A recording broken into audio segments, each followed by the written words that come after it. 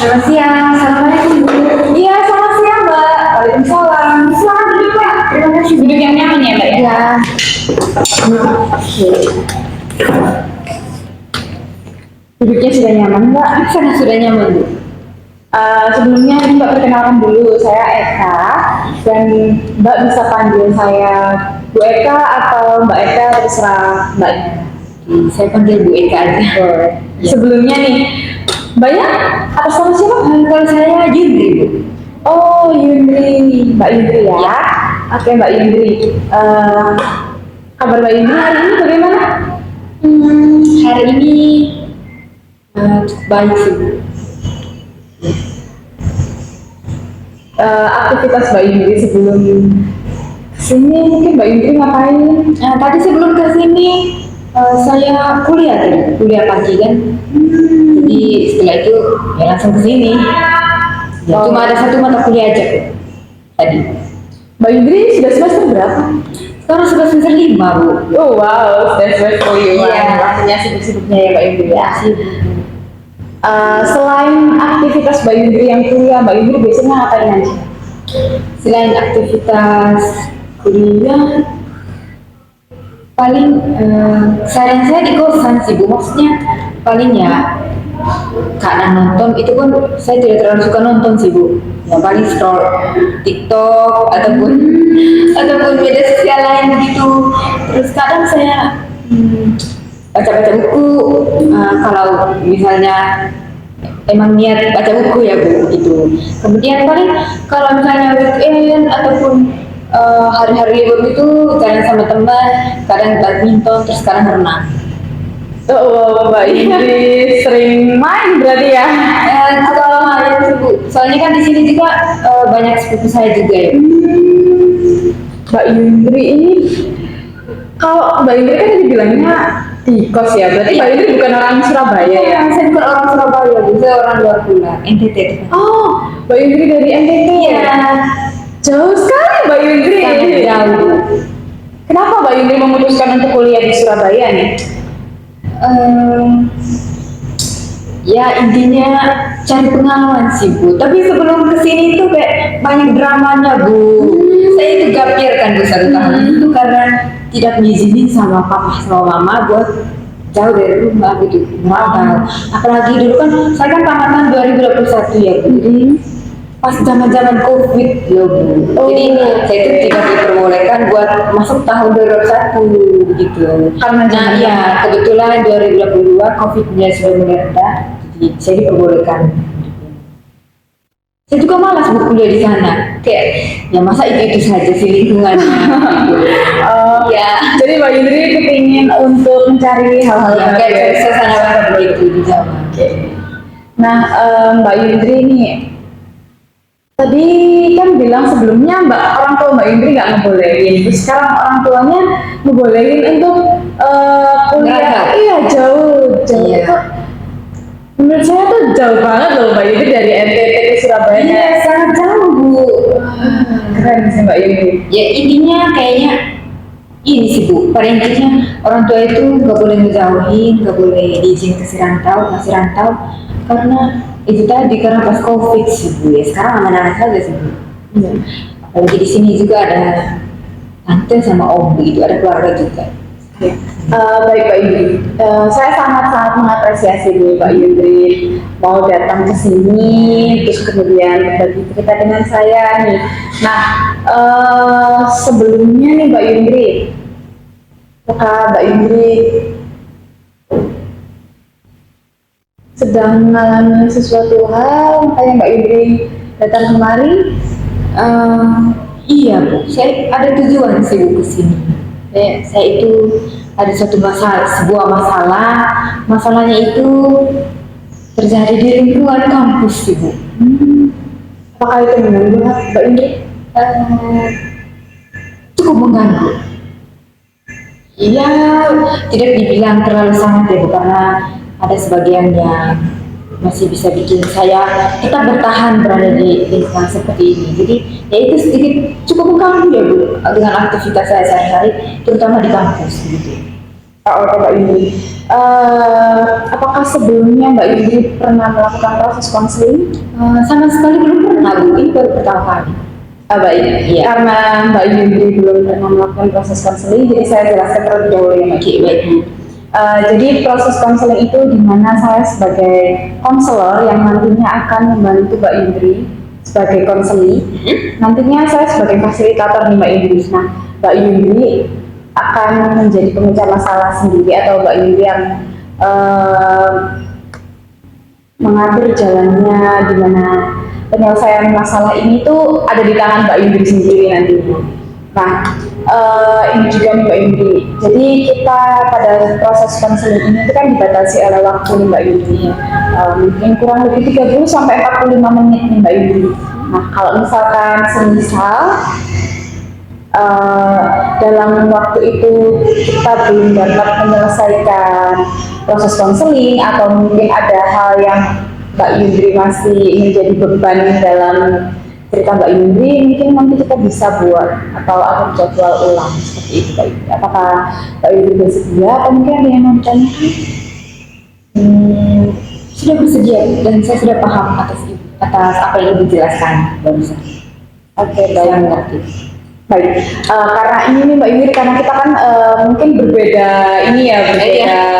Saya dari Jawa, Mbak Yuri dari NTT. Iya. Mungkin kalau misalkan nanti Mbak Yuri ada kata-kata saya yang kurang Mbak Yuri pahami atau mungkin Mbak Yuri nggak tahu artinya mungkin nih, nanti Mbak Yuri bisa konfirmasi lagi ke saya ya. Ya, baik, siap. Ya, jadi kita tidak salah persepsi Iya. oke? Benar Bu. Oke, baik. Bisa ceritakan ulang Mbak Yuri apa permasalahan dari Mbak Yuri? Jadi permasalahan saya itu saya ceritakan berlanjut ya. Jadi permasalahan yang saya maksud tadi itu saya itu susah beradaptasi ya Bu di lingkungan baru, tapi tidak semua di lingkungan baru ya Bu. Nah, saya ini susah beradaptasi itu karena saya sendiri berada di antara teman-teman yang memiliki perbedaan. Yang paling utama itu perbedaan bahasa Bu. Jadi saya itu susah berkomunikasi, susah menyampaikan pendapat saya. Kemudian itu intinya Bu. Jadi saya sering membatasi interaksi saya dan juga saya antara saya dan teman-teman saya itu kayak lebih memilih untuk tidak berbicara. Oke, jadi Mbak Yundri lebih memilih tidak berbicara dengan teman-teman Mbak Yundri karena keterbatasan bahasa yang tadi ya. Iya benar sekali. Itu sudah sejak berapa lama sih Mbak Yundri merasakan hal seperti itu? Sudah sejak awal masuk kuliah ya Bu. Iya. Dari awal masuk Iya. kuliah?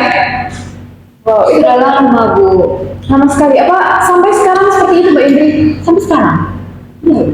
Polanya masih sama, maksudnya seperti Dari awal pertama masuk kuliah. iya, apakah Polanya cukup berbeda, dimana pas dulu mungkin saya mengenal 1, 2, 3 teman saja, tapi ya sekarang lumayan saya lebih mengenal lebih dalam lagi antara teman-teman yang lain, hampir setengah dari keseluruhan begitu. Jadi ya itu Bu. Rasanya masih kesusahan sih Bu buat berkomunikasi sama mereka. lebih susah semester 1 atau lebih susah semester 5 ini Mbak Yundri? Di semester sebelumnya sih Bu. Tapi ya sama aja sih Bu, kayak tidak ada peningkatan. Mungkin juga karena dari saya sendiri juga kurang mengoptimalkan apa yang saya usahakan untuk keluar dari masalah ini. Oke, baik Mbak Yundri. Jadi tadi Mbak Yundri kan berkata nih bahwa Mbak Yundri itu kesulitan untuk beradaptasi di lingkungan baru. Nah, apakah beradaptasi ini kesusahan ini itu hanya di lingkungan kampus saja atau mungkin di lingkungan kos-kosannya Mbak Yundri juga seperti itu? Ya, ini terjadi hanya di lingkungan kampus itu.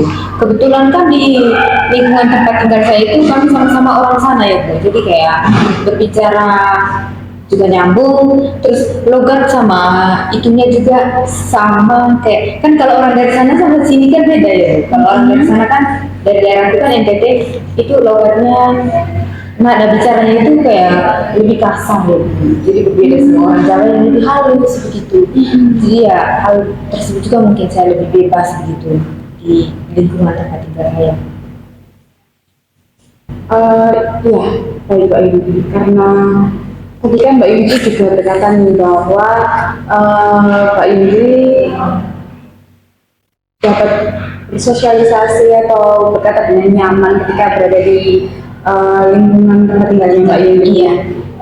Kan sekarang Mbak Yudi maksudnya di Surabaya juga. Iya. Otomatis kan lingkungan sebelahnya itu juga orang Jawa loh Mbak Yudi. Iya. Terus habis itu kayak Mbak Yudi kalau misalkan mau ke warung atau mau ke mana itu kan pasti orang Jawa juga. Nah itu bagaimana sih Mbak Yudi?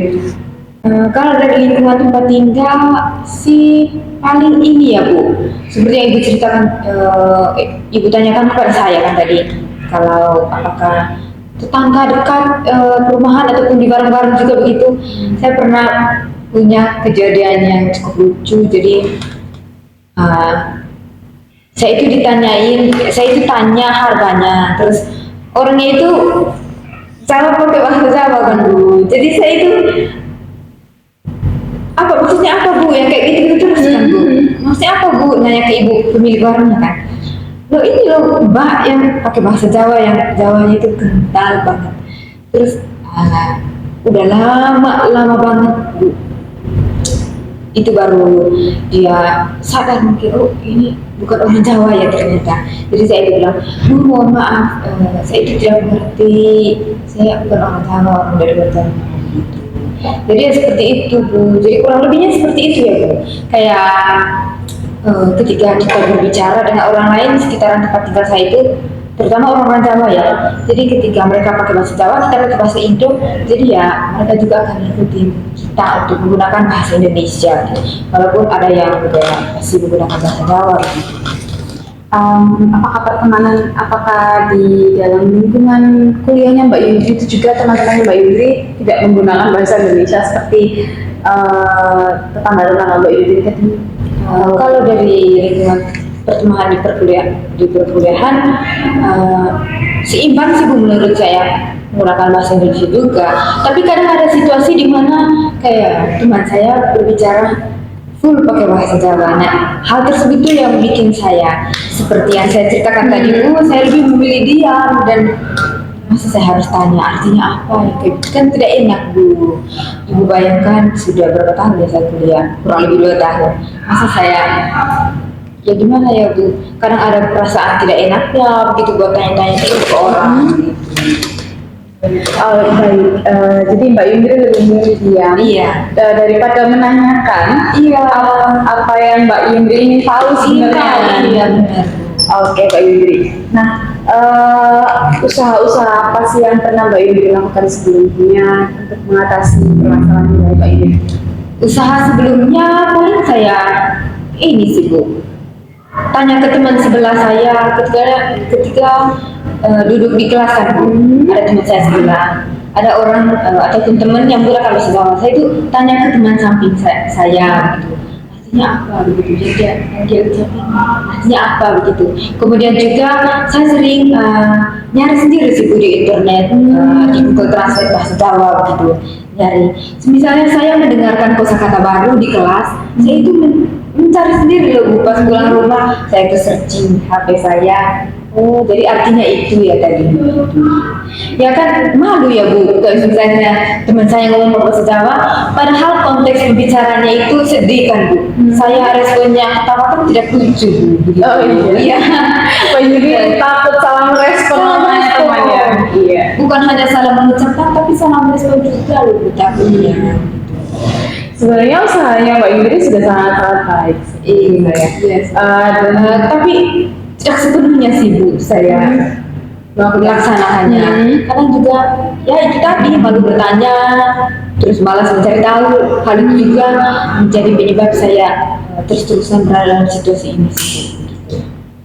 Nah, tadi kan Mbak Yundri bilang nih bahwa Mbak Yundri malu untuk bertanya kepada teman-teman. Jadi Mbak Yundri lebih memilih untuk mengusahakan sendiri apa yang Mbak Yundri ingin tahu. Ya, benar sekali. Kenapa sih Mbak Yundri sulit untuk bertanya kepada teman Mbak Yundri, padahal kan mungkin temannya Mbak Yundri juga eh, perlu atau temannya Mbak Yundri kan tidak bisa membaca pikirannya Mbak Yundri nih, kayak Mbak Yundri maunya apa, kan temannya Mbak Yundri juga nggak tahu apa yang menyebabkan Mbak Yundri malu gitu.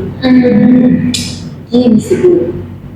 Nah, saya dan teman-teman kan kayak dari gimana ya Bu, kayak latar belakangnya berbeda kan, sangat berbeda antara adatnya, pokoknya segala macamnya lah Bu. Terus terutama dari komunikasi segi bahasanya juga kan tadi begitu. Ya gimana ya Bu, emang seharusnya saya itu harus lebih banyak mengerti ya dengan teman-teman saya. Tapi ya hal tersebut tadi yang membuat saya malu bertanya ya Bu. Takut teman-teman saya kesusahan ataupun menganggap saya sebagai beban ya Bu gitu, karena terlalu banyak bertanya apalagi mengenai tugas mungkin yang disampaikan disampaikan dengan bahasa yang mungkin saya kurang paham gitu, dan saya juga malu bertanya gitu. Jadi ya itu dia, dari takut membebani teman saja sih Bu. Jadi lebih memilih ya usaha sendiri aja dulu gitu, tapi ya itu tadi tidak terlaksana sepenuhnya begitu Bu. Ya, jadi karena Mbak Yundri sudah mengusahakan beberapa hal nih Mbak Yundri. Nah,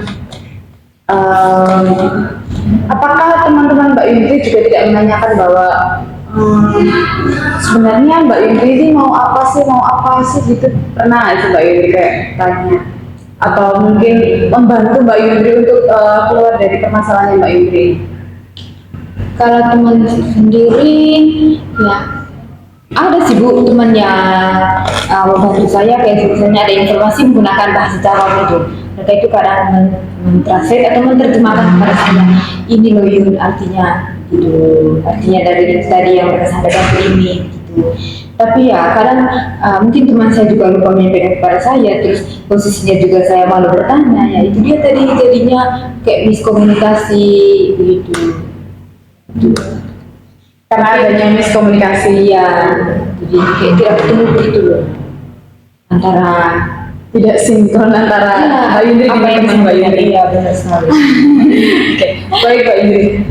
Jadi yang sering lagi Mbak Yundri, adakah hambatan yang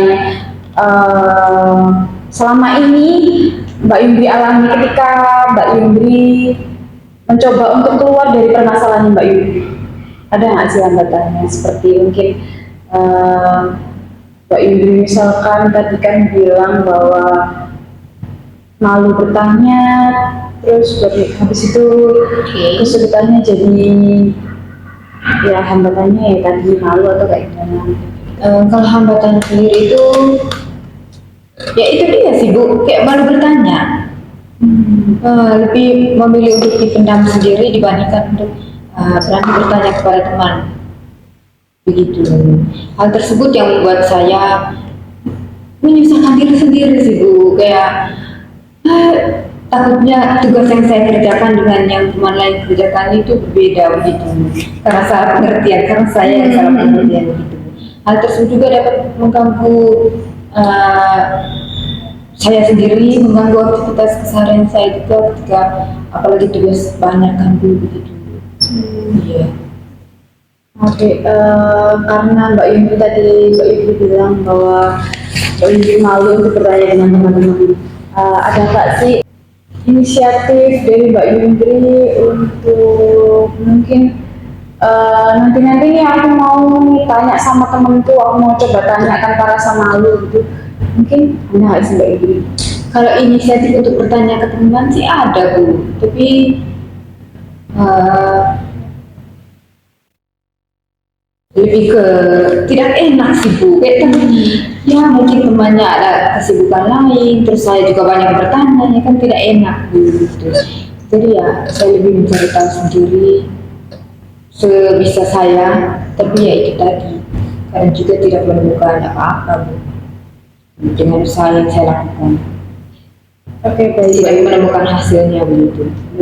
Saya sangat-sangat mengapresiasi dengan apa yang telah Mbak Indri lakukan sebelumnya dan semoga nih Mbak Indri apa yang Mbak Indri lakukan itu Mbak Indri dapat berkomitmen dengan hal-hal yang telah Mbak Indri lakukan. Iya, amin.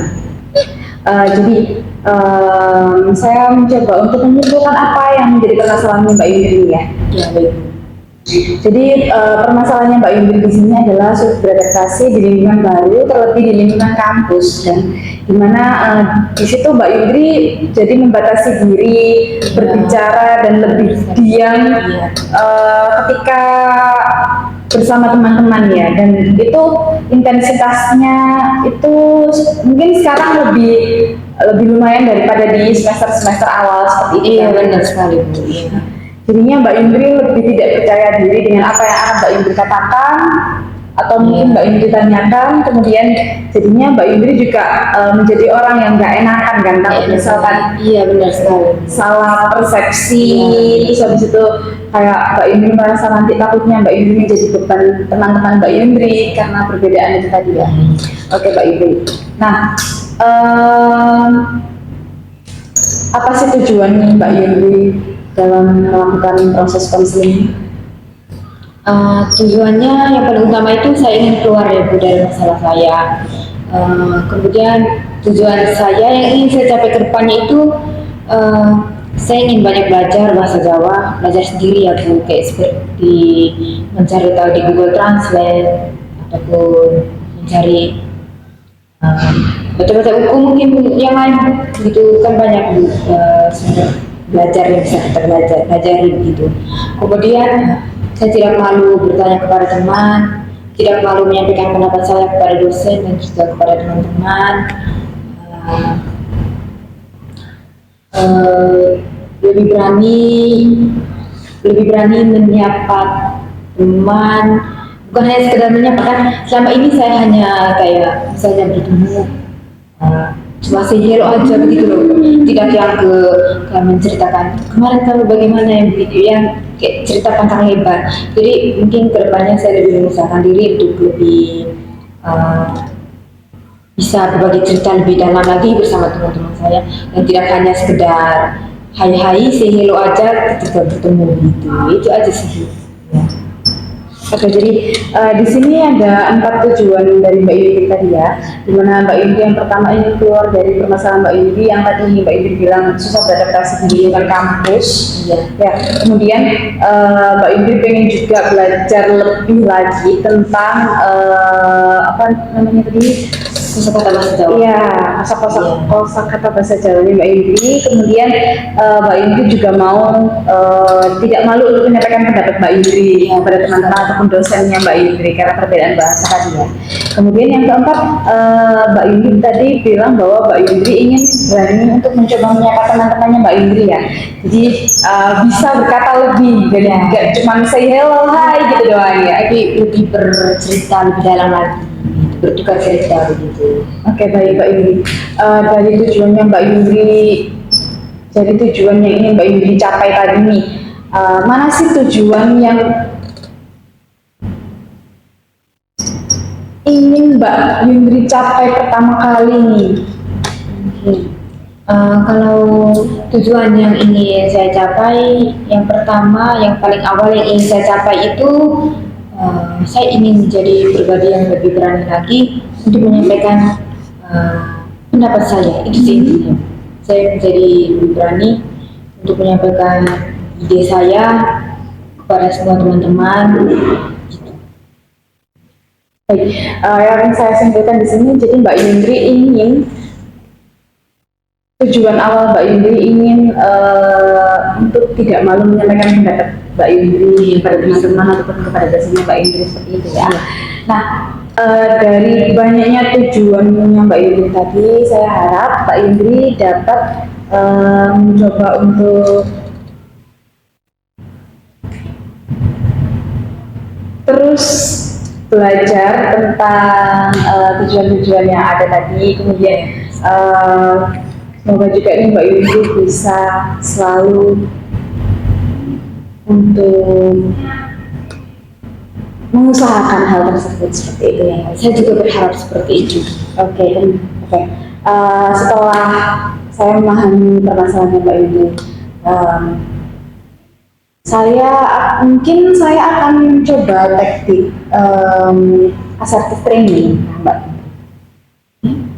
Nah, jadi teknik assertive training itu dimana ini tuh digunakan supaya nanti Mbak Indri itu bisa lebih percaya diri lagi, kemudian lebih bisa dapat mengungkapkan pendapatnya Mbak Indri, kemudian Mbak Indri juga bisa mengungkapkan perasaan-perasaannya Mbak Indri yang mungkin Mbak Indri pendam sendiri nih. Jadi nanti Mbak Indri bisa mengungkapkan perasaan-perasaan ini kepada teman-temannya Mbak Indri. Jadi nggak Mbak Indri pendam sendiri.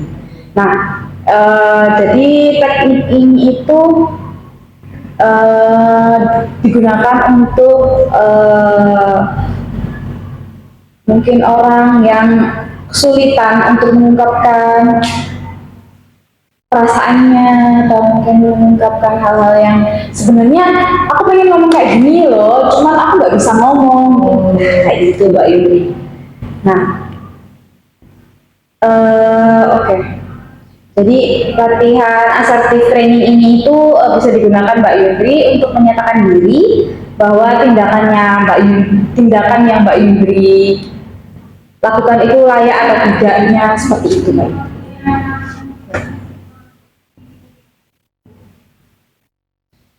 Baik, apakah Mbak Yuri memahami atau mungkin ada yang mau Mbak Yuri tanyakan terlebih dahulu? Sudah paham. Baik, saya akan menjelaskan lagi nih Mbak Yuri, contoh-contoh kalimat asertif. Jadi semisal nih Mbak Yuri, ada kalimat tuduhan, misalkan Mbak Yuri bilang kayak gini, aku ingin berhenti membuatmu merasa, aku ingin kamu berhenti membuatku merasa tidak nyaman, misal kayak gitu ya Mbak Yuri. Nah, mungkin kalimat asertif yang bisa Mbak Indri lakukan itu seperti aku merasa sangat marah atau terluka atas apa yang kamu lakukan. Jadi Mbak Indri menyatakan langsung kepada temannya Mbak Indri. Ya, kemudian misalkan nih kalimat tuduhan lain, Mbak Indri misalkan berpikir kayak aku ingin kamu tidak bersikap kejam. Mbak Indri ngomong gitu nih ke temannya Mbak Indri. Itu kalimat tuduhan kan. Nah, kalimat asertifnya itu Mbak Indri seperti aku ingin diperlakukan dengan baik loh selama ini. Kalimat contoh lain misalnya Mbak Indri, ketika Mbak Indri ingin mengutarakan pendapatnya Mbak Indri tinggal bilang nih kayak aku pengen lo lebih bisa ngomong sama kamu lebih banyak, atau aku pengen lo bisa mengutarakan pendapat apa yang aku rasakan selama ini ke kamu, seperti itu Mbak Indri. Kemudian ada juga kayak misalkan saya kesulitan berkonsentrasi dalam situasi bising loh, kayak gitu. Jadi ini tuh kayak mengusahakan Mbak Indri untuk dapat berbicara dengan teman-temannya Mbak Indri. Karena kan Mbak Indri tadi bilang bahwa Mbak Indri kurang percaya diri dan gak enak kalau misalkan mau tanya sama temannya Mbak Indri ataupun malu karena itu tadi ya Mbak Indri. Apakah Mbak Indri memahami apa yang saya katakan atau mungkin ada yang mau ditanyakan terlebih dahulu?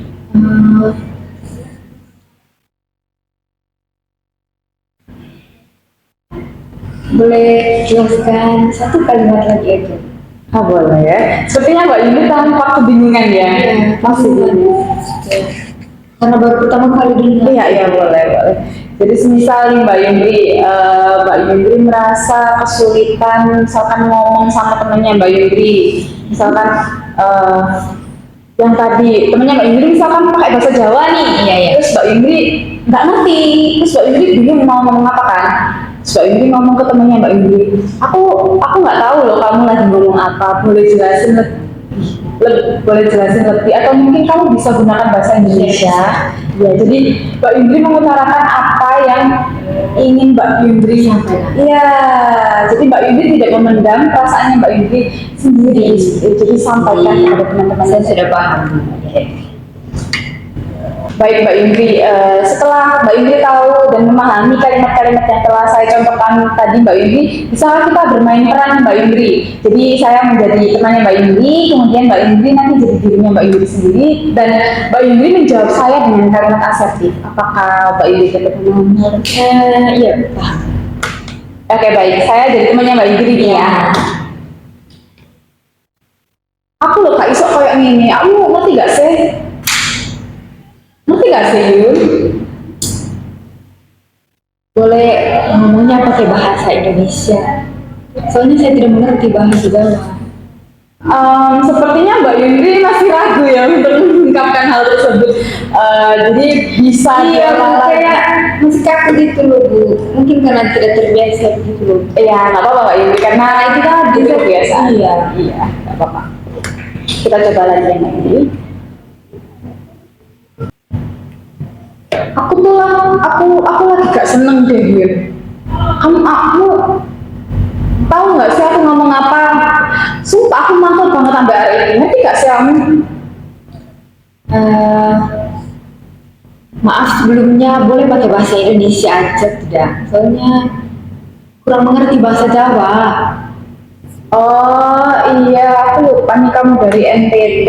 Maaf ya Yun. Aku juga minta maaf, soalnya kalau pakai bahasa Jawa itu kadang kurang mengerti artinya gitu. Oh, jadi saya harus ngomong pakai bahasa Indonesia. Tapi kalau misalkan nanti saya keceplosan pakai bahasa Jawa, gimana nih Yun? Kalau ceplos tidak apa-apa sih kan, itu kan tidak sengaja begitu. Kamu nanti tetap mau ngomong sama aku nggak? Maksudnya kamu mau tetap masih ngobrol sama aku nggak? Ya masih ngobrol, kita kan teman. Oh, Iya. gitu. Iya. Cuma kalau bisa pakainya bahasa Indonesia aja, biar aku juga tidak bertanya berulang-ulang begitu. Tapi kalau aku sukanya pakai bahasa Jawa, gimana?